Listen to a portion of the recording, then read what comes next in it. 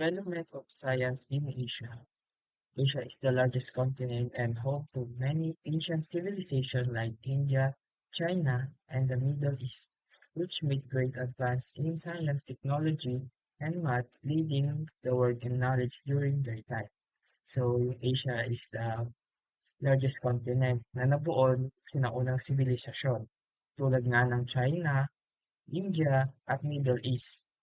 Then, sila yung gumawa ng o nag-ambag o pinakamalaking ambag sa science, technology at sa mathematics. Then yung mga natutusan nilang mga invention is nagagamit pa rin hanggang ngayon. India is the largest with oceans on three sides and mountains in the north.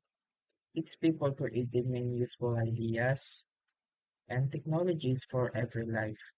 So si India daw is the largest peninsula. Bakit? Kasi napapalibunan siya ng ocean each side. Then also sila din yung nakapag-create ng mga many ideas na nagagamit or and technologies na nagagamit hanggang ngayon o sa pang-araw-araw. So ngayon is tatalakayin naman natin yung mga nagawa ng mga India. So una na dito ay iron and steel. Ancient India made the best and most valuable steel in the Roman Empire. So, as you can see sa picture, di ba? Yan po yung tinatawag na iron flow na ginagamit sa pagsasaka o pagbubungkal sa lupa. And also, di ba, nagagamit din siya hanggang ngayon, especially dito sa Pilipinas na ginagamit na ng mga magsasaka.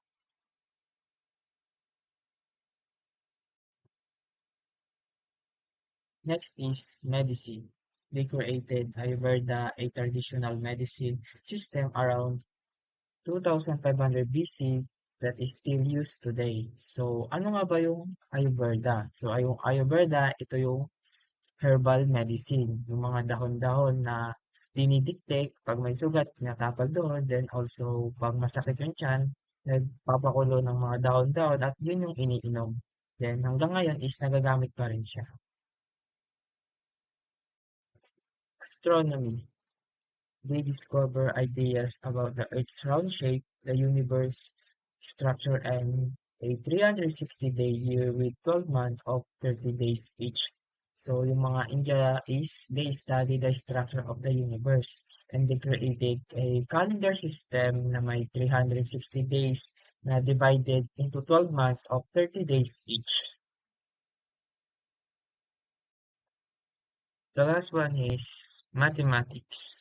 The Indus Valley Civilization used accurate measuring tools like the Mohenjo-daro ruler. So sa Indus Valley Civilization is gumagamit sila ng mga high degree measuring tools para magsukat-sukat ng mga bagay-bagay na ginagawa nila. Then example na lang is yung nasa picture. Ito yung tinatawag na Mohenjo-daro ruler na ginamitan nila ng mga accurate measuring tools.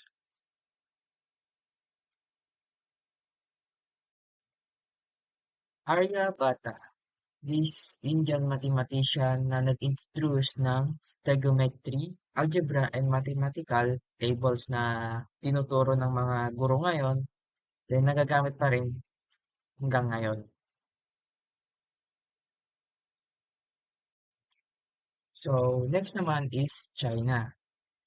China is one of the oldest civilizations, contributing greatly to many fields like medicine, science, arts, and philosophy.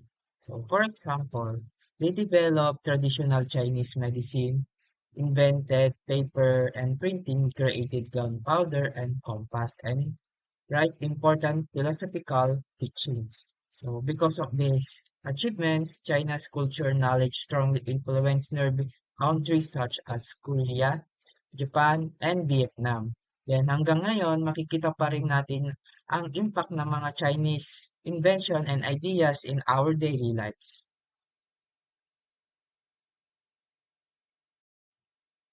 So, next naman tayo sa mga na-contribute ng China. So, una na dito is medicine. Traditional Chinese medicine, including acupuncture, uses plants and animals for healing and is based on centuries of knowledge. So traditional Chinese medicine is one of the most important contribution of ancient China. It includes practices like acupuncture, which uses pin needles to balance the body's energy, and the uses of plants and animals as natural medicine. Next is technology. They invented the compass paper, gunpowder, printing, and many tools like the iron plow, wheelbarrow, and propeller, plus bridges, the first earthquake detector. The, the Chinese civilization was very advanced and invented many things that changed the world. So, example na lang dito is naka-invento sila ng compass na nakakatulong mag-navigate, and also paper and printing, which made writing and sharing knowledge easier. And also gunpowder na ginagamit ito sa fireworks and sa weapon like mga baril. Then also nakapag-invent din sila ng wheelbarrow and iron plow na nagagamit sa pagsasaka. Then also nakapag-create din sila ng first earthquake detector.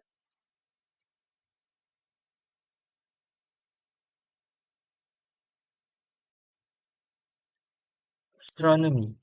They carefully recorded events like supernovas, eclipses, and comets to study the skies and their effects on Earth. So in the ancient Chinese, were very careful when it comes to observe yung skies. They carefully recorded like yung mga supernovas, eclipse, at comets. Ginawa nila ito para mas maintindihan ang galaw ng mga stars, planets, at kung paano ito nakaka-epekto sa Earth.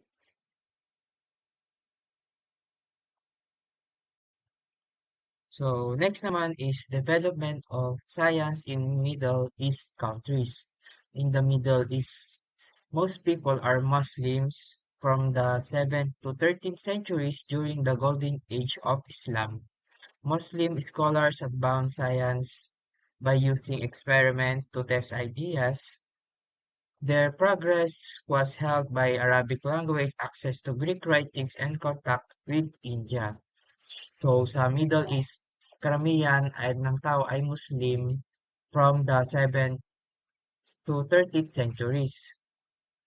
During the Golden Age of Islam, ang mga Muslim ay scholar ay nag-advance ng science sa pamamagitan ng experiment para matest yung mga kanilang knowledge o ideas. Tinulungan din sila ng mga Arabic language ng access sa Greek writings at contact sa India para mas mapalawak pa yung kanilang knowledge. Kilalanin naman natin yung mga Muslim na malaki yung ambag sa science o sa pagde-develop ng science. Una na dito ay si Ibn al-Haytham. So si Ibn al-Haytham was the first to correctly explain the theory of vision and to argue that vision occurs in the brain, pointing to observation that it is subjective and affected by personal experience.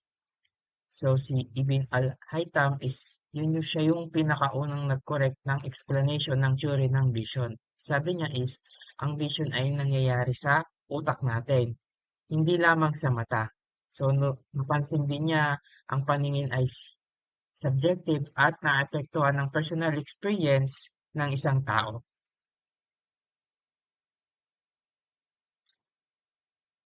Algorithmy. The term algorithm comes from his name and algebra from his book title. He improved the Arabic numeral system from India and introduced the decimal point. So the term of algorithm comes from his name of Al-Khwarizmi and algebra. Comes from the title of his book. Then also in-improve niya din yung mga Arabic numeral system that came from sa India.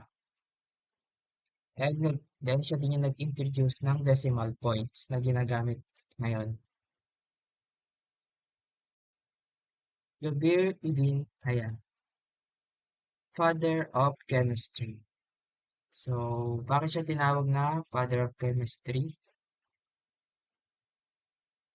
He was the first to do real experiments in lab, not just guess or using magic. Second, he created tools like Alembic, which help purify liquid, kind of early science treatment. Third, he discovered ways to change substance like turning liquid into gases or solids.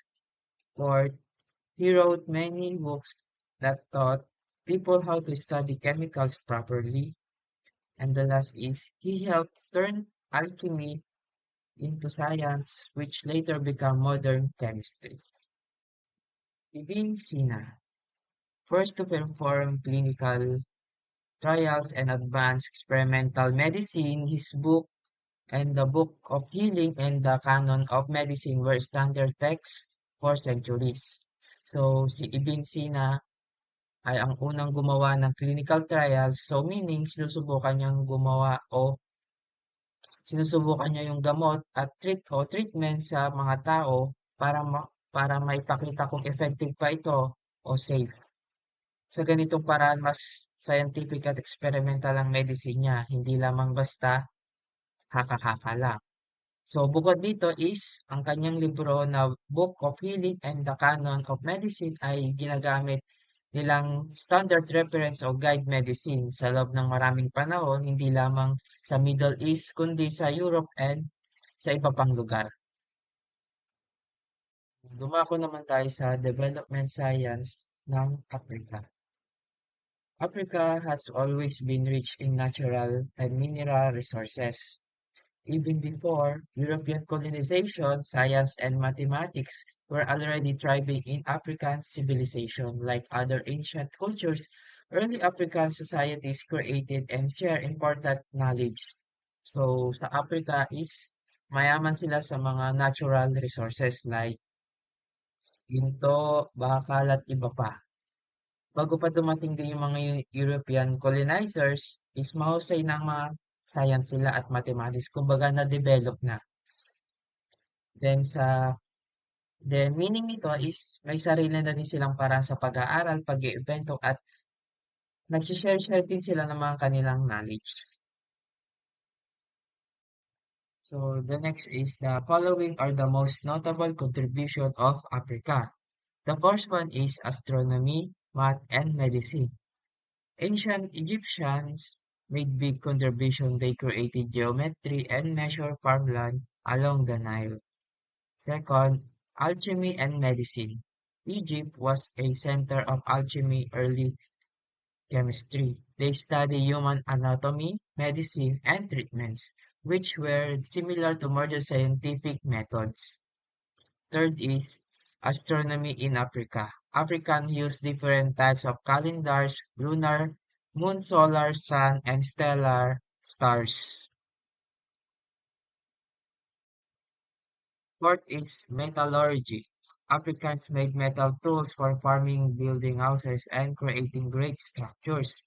And the last one is mathematics. The Lambombo bone, 35,000 BCE, is the oldest math artifact. It may have been used for basic arithmetic or the lunar calendar.